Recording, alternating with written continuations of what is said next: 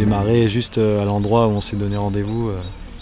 À nos pieds, au milieu du cercle, il y avait déjà, je sais pas, 5-6 plantes. Il y en avait sûrement plus que ça en fait, mais on en a déjà regardé 5 ou 6 qui étaient des plantes qui sont très communes, très intéressantes, abondantes, et puis comestibles du coup, le plantain, je sais plus qu'est-ce qu'il y avait, la porcelle, l'achillée millefeuille, voilà, c'est des plantes qui peuvent être vraiment très intéressantes. Parce que chaque plante a des tonnes de choses à raconter, elle a son histoire, ses petites anecdotes de pourquoi elle pousse là où elle pousse, qu'est-ce que les humains en ont fait à travers les âges, et puis aujourd'hui avec la recherche, avec tout ce qu'on sait, à quoi elle sert vraiment, quelles sont ses vertus avérées, et puis comment on peut la consommer aussi, quoi.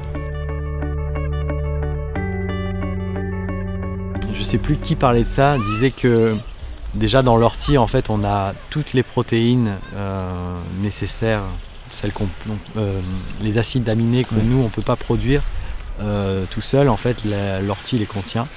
Donc de ce côté-là, niveau protéines, on est bon. Il suffit de rajouter des châtaignes ou des fruits secs comme ça pour rajouter les glucides, etc.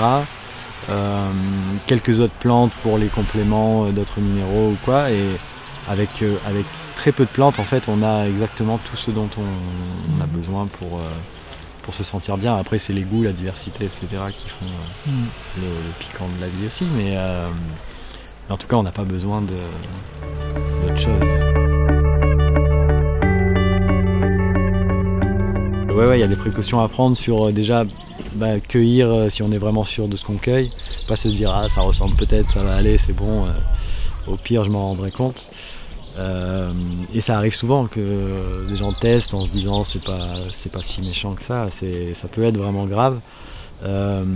Après l'autre précaution que moi j'ai envie de donner, c'est j'aime bien dire que quand on passe quelque part et qu'on cueille, c'est chouette si quand on s'en va derrière nous, ça se voit pas en fait, quoi, qu'on a accueilli, on n'a pas à tout ravager. Et le dernier truc, c'est qu'il y a quelques parasites qui existent, qu'on peut choper en cueillant des plantes sauvages. Si on n'a vraiment pas de bol, on peut cueillir une plante qui a été souillée par des excréments d'un chien ou d'un renard qui a mangé un mulot infecté par un ver parasite, etc. Si on a cette malchance-là, on peut choper des parasites du foie et avoir des problèmes de santé importants.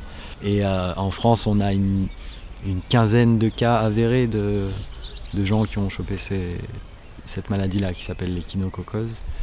Une quinzaine par an, et il y a des foyers en plus. Mais c'est la Franche-Comté le foyer le plus important.